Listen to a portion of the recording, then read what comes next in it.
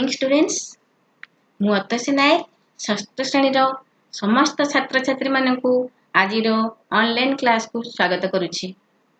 पिला माने आज आमे षष्ठ श्रेणी आम साहित्य बही प्रथम लेसन वर्षा शीर्षक कविताटी को पढ़िबा।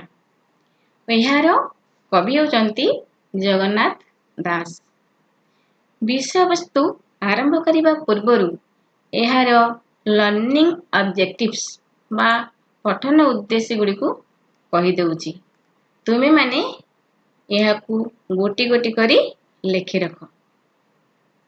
लर्निंग ऑब्जेक्टिव्स बा पठन उद्देश्य। कवितार पठन करिबा परे छात्र छात्री माने कवि परिचय प्रदान करि पारिबे।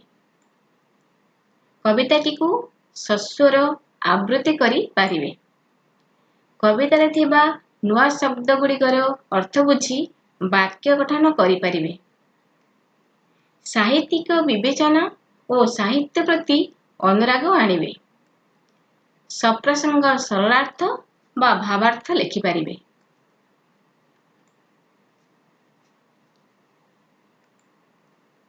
तेबे आमे पद्यटी को पढ़िबा पूर्वरु रचना करथिबा कविंक विषय रे जानिबा, जहाकू हमें कवि परिचय बोली कहि थाउ।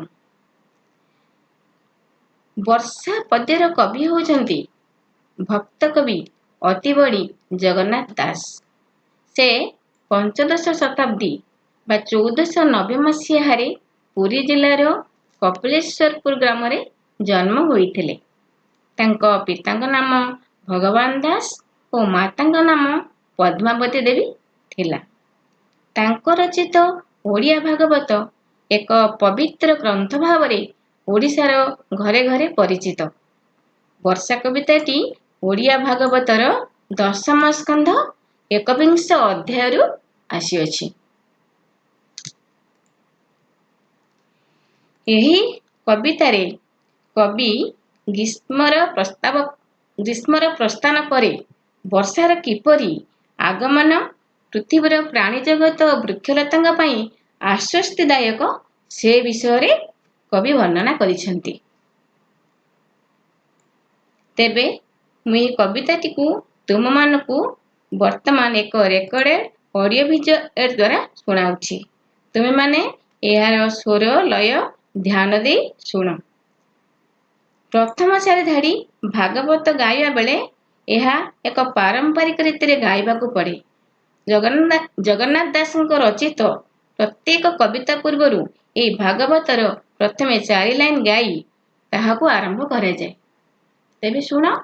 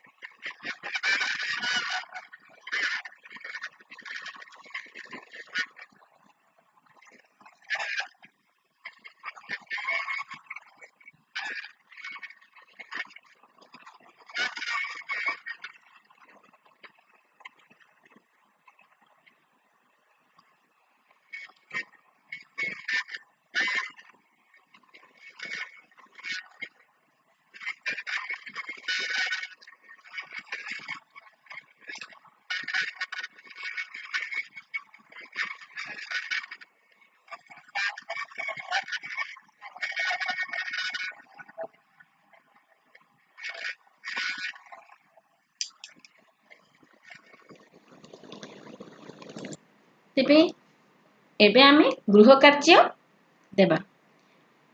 ପ୍ରଥମ ଗୃହ କାର୍ଯ୍ୟଟି ହେଲା କବିତାଟିଏ ମୁଖସ୍ଥ କର ଏବଂ ସ୍ୱର ଗାୟନ କର। ତୁମେମାନେ এই କବିତାଟିକୁ ମୁଖସ୍ଥ କରି ପରବର୍ତ୍ତୀ କ୍ଲାସରେ ସ୍ୱର ଗାୟନ କରି ଶୁଣାଇବ। ଧନ୍ୟବାଦ।